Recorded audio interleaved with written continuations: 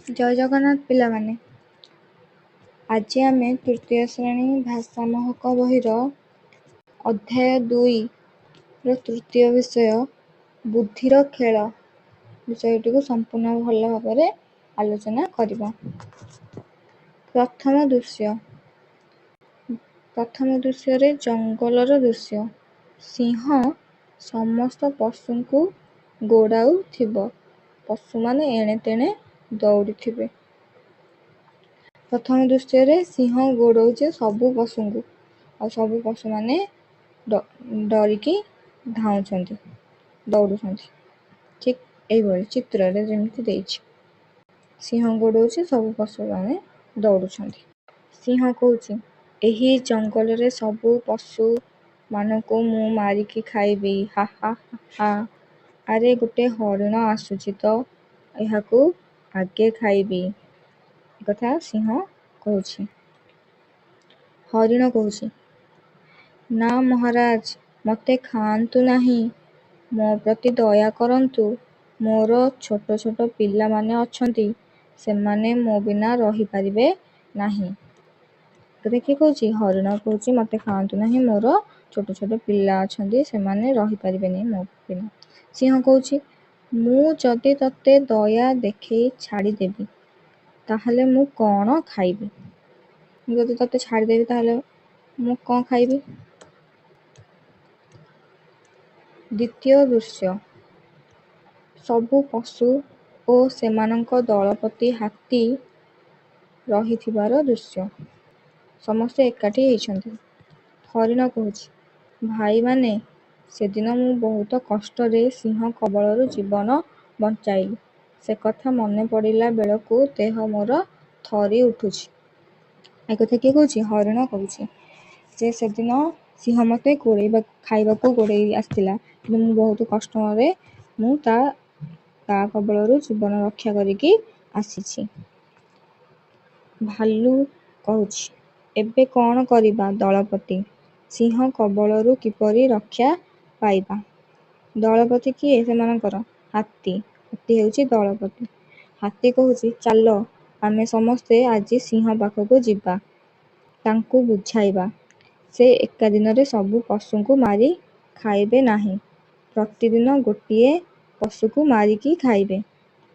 ହାତୀ ଏକଥା କହୁଛି। ହାତୀ ହେଉଛି ସେହି ଦଳର ମୁଖ୍ୟ ଦଳପତି। ସେ ସେମାନଙ୍କୁ କହୁଛି ଯେ ଚାଲ ଆମେ ସମସ୍ତେ ସିଂହ ପାଖକୁ ଯିବା, ତାଙ୍କୁ ବୁଝାଇବା। ସେ ଗୋଟିଏ ଦିନରେ ସବୁ ପଶୁ ପକ୍ଷୀଙ୍କୁ ମାରି ଦେଉଛନ୍ତି ଯୋଉ, ସେଇଟା ଆଉ କରିବେନି। ବିଲୁଆ କହୁଛି, ହଁ ଦଳପତି, ଏଇଟା ଭଲ ହେବ। ତେବେ ଆମେ କ'ଣ ସିଂହ ରାଜାଙ୍କ ପାଖକୁ ଯିବା? ସେ ପଚାରୁଛି ଦଳପତି ହାତୀକୁ। ହାତୀ କହୁଛି, ହଁ ନିଶ୍ଚୟ ଯିବା, ସମସ୍ତେ ମୋ ପଛେ ପଛେ ଆସ। ତୃତୀୟ ଦୃଶ୍ୟ ସିଂହ ଗୁମ୍ଫା ପାଖରେ ବସିଛି। ସବୁ ପଶୁମାନେ ଆସିଛନ୍ତି। ଏକା ସ୍ୱରରେ କହୁଛନ୍ତି, ମହାରାଜଙ୍କର ଜୟ ଜୟକାର କରି ସିଂହଙ୍କ ପାଖରେ ପହଞ୍ଚିଛନ୍ତି। ସିଂହ ଗୁମ୍ଫା ପାଖରେ ବସିଛି। ସବୁ ପଶୁମାନେ ଆସିଛନ୍ତି ଆଉ କହୁଛନ୍ତି, ମହାରାଜଙ୍କର ଜୟ। ସିଂହ କହୁଛି, ତୁମେମାନେ ଆଜି ମୋ ପାଖକୁ କ'ଣ ପାଇଁ ଆସିଛ? ହାତୀ କହୁଛି, ନମସ୍ତେ। ପ୍ରଥମେ ପ୍ରଣାମ ଜଣାଇଲା। ମହାରାଜ, ଆପଣ ଆମ ଜଙ୍ଗଲର ରାଜା। ଆମେ ଆମ ଦୁଃଖ ଜଣାଇବାକୁ ଆସିଛୁ। ଆମ ଦୁଃଖ ଶୁଣନ୍ତୁ ମହାରାଜ। ସେ କହୁଛି, ଆପଣ ହେଉଛନ୍ତି ରାଜା, ତେଣୁ ଆମେ ଆମ ଦୁଃଖକୁ ଜଣାଇବାକୁ ଆସିଛୁ ଆପଣଙ୍କ ପାଖରେ। ସିଂହ କହୁଛି, କୁହ, କି ଦୁଃଖ ଜଣାଇବାକୁ ଆଜି ସମସ୍ତେ ଆସିଛ? ହରିଣ କହୁଛି, ମହାରାଜ, ଆପଣ ଯେତେବେଳେ ପଶୁ ଶିକାର କରୁଛନ୍ତି, ସେତେବେଳେ ଜଙ୍ଗଲର ପଶୁମାନେ ପ୍ରାଣ ବିକଳରେ ଦୌଡ଼ୁଛନ୍ତି। ଅନେକ ପଶୁ ଖଣ୍ଡିଆ ଖାବରା ହୋଇ ମରୁଛନ୍ତି। ଗୋଟିଏ ଦିନରେ ଆପଣ ଯେତିକି ପଶୁକୁ ମାରୁଛନ୍ତି, ସେତିକି ଖାଇପାରୁ ନାହାନ୍ତି। ତେଣୁ ଆମେ ନିଷ୍ପତ୍ତି ନେଇଛୁ ଯେ ପ୍ରତିଦିନ ଆପଣଙ୍କ ପାଇଁ ଖାଦ୍ୟ ଯୋଗାଡ଼ କରିବୁ। ପ୍ରତିଦିନ ଗୋଟିଏ ଲେଖାଏଁ ପଶୁ ଆପଣଙ୍କ ପାଖକୁ ଆସିବେ। ଆପଣ ଆମକୁ ଖାଇ ଭୋକ ମେଣ୍ଟାଇବେ। ଏକଥା ହରିଣ କହୁଛି ଯେ ଆପଣ ପଶୁମାନଙ୍କୁ ମାରିବାକୁ ଯେଉଁ ଗୋଡ଼ଉଛନ୍ତି, ଅନେକ ପଶୁ ଭୟରେ ଦୌଡ଼ୁଛନ୍ତି, ଖଣ୍ଡିଆ ଖାବର ହେଇକି ମରିଯାଉଛନ୍ତି। ଏବଂ ଯେତିକି ଆପଣ ମାରୁଛନ୍ତି, ସିଂହ ଯେତିକି ମାରୁଛି ସେତିକି ସେ ଖାଇପାରୁନି, ଅଧିକ ପଶୁକୁ ମାରି ଦେଉଛି। ସେଥିପାଇଁ ଆମେ ନିଷ୍ପତ୍ତି ନେଇଛୁ ଯେ ଆମେ ଆପଣଙ୍କ ପାଇଁ ସବୁଦିନ ଖାଇବା ଆଣିବୁ। ଜିରାଫ କହୁଛି, ହଁ ମହାରାଜ, ଆପଣଙ୍କୁ ଆଉ ପରିଶ୍ରମ କରିବାକୁ ପଡ଼ିବ ନାହିଁ। ଆମ ଉପରେ ଦୟା କରନ୍ତୁ ମଣିମା। ସିଂହ କହୁଛି, ହଉ ଠିକ୍ ଅଛି, ଆଜିଠାରୁ ମୁଁ ତୁମ ପ୍ରସ୍ତାବରେ ରାଜି ହେଲି। ଏବେ ତୁମେ ସବୁ ନିଜ ନିଜ ଘରକୁ ଯାଅ, ମୁଁ ଏବେ ଶୋଇବି। ଚତୁର୍ଥ ଦୃଶ୍ୟ। ସିଂହ ପାଖକୁ ଯିବା ପାଇଁ ଠେକୁଆର ପାଳି ପଡ଼ିଛି। ଠେକୁଆଟିଏ ପଥର ଉପରେ ବସି ଭାବୁଛି। ଠେକୁଆର ପାଳି ପଡ଼ିଛି, ସିଂହ ପାଖକୁ ଯିବ। ସିଂହ ତ ମୋତେ ମାରିକି ଖାଇଦେବ।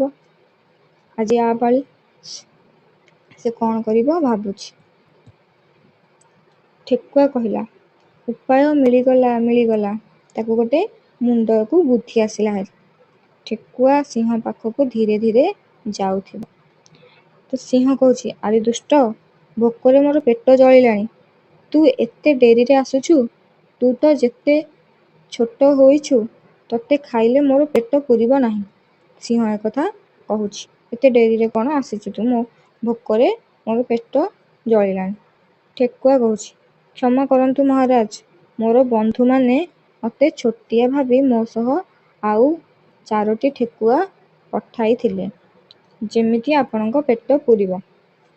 ଠେକୁଆ ଏକଥା କହୁଛି ଯେ ସମସ୍ତେ ମିଶିକି ଆହୁରି 4ଟି ଠେକୁଆ ପଠାଇଥିଲେ, ଯେମିତି ଆପଣଙ୍କ ପେଟ ପୂରିଯିବ। ସିଂହ କହୁଛି, ଆଉ ସବୁ ଠେକୁଆ ଗଲେ କୁଆଡ଼େ?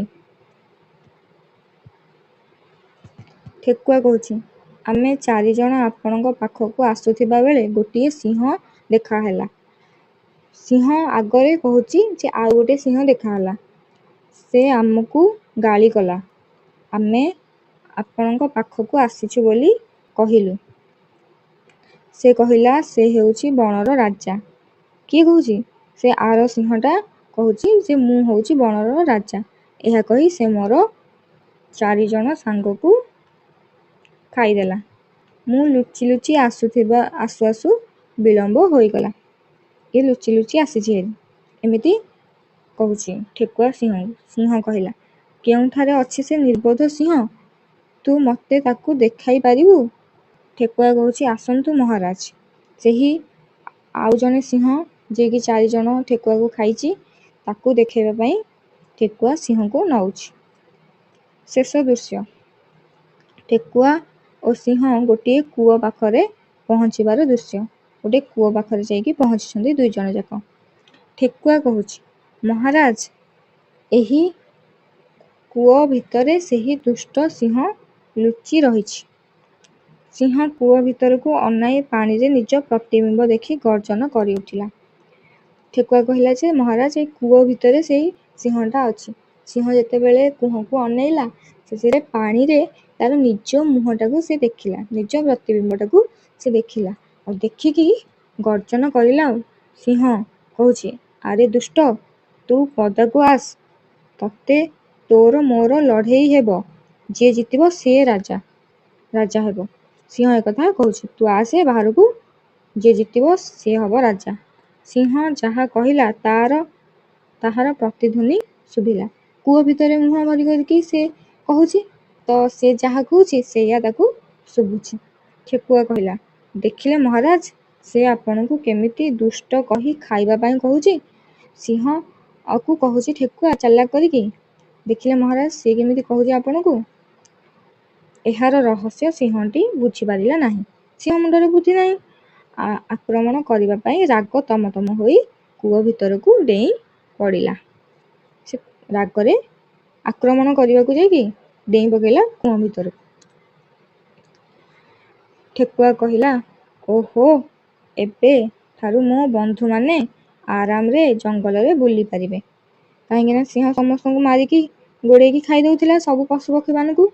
ଏବେ ସିଂହ ରାଗରେ କୂଅ ଭିତରକୁ ଡେଇଁ ମୃତ୍ୟୁବରଣ କରିଯାଇଛି। କ'ଣ ହେବ? କୂଅ ଭିତରେ ପଡ଼ିଲେ ସେ ମରିଯାଇଥିବ। କୂଅ ଭିତରେ ପଡ଼ିକି ମରିଯାଇଛି ଏବଂ ଠେକୁଆ ଭାରି ଖୁସି। ଠେକୁଆ ଏସବୁ କରିପାରିଛି ତାର ନିଜ ବୁଦ୍ଧି ବଳରେ। ସେଥିପାଇଁ ବିଷୟର ନାଁ ହେଉଛି ବୁଦ୍ଧିର ଖେଳ। ବହୁତ ବୁଦ୍ଧିଆ ଏ ଠେକୁଆ। ନିଜ ବୁଦ୍ଧି ଖର୍ଚ୍ଚ କରିକି ସେ ସିଂହକୁ କେତେ ସହଜରେ ମାରିଦେଲା। ସିଂହ ମୁଣ୍ଡରେ ଯଦି ସେତିକି ବୁଦ୍ଧି ଥାନ୍ତା ତାହେଲେ ସେ ଆଜି ବଞ୍ଚି ଯାଇ ପାରିଥାନ୍ତା। ଯଦି ବିଷୟଟି ଭଲ ଲାଗିଥାଏ ତେବେ ଚ୍ୟାନେଲକୁ ସବସ୍କ୍ରାଇବ୍ କରିଦେବେ ପିଲାମାନେ। ରହୁଛି ଜୟ ଜଗନ୍ନାଥ।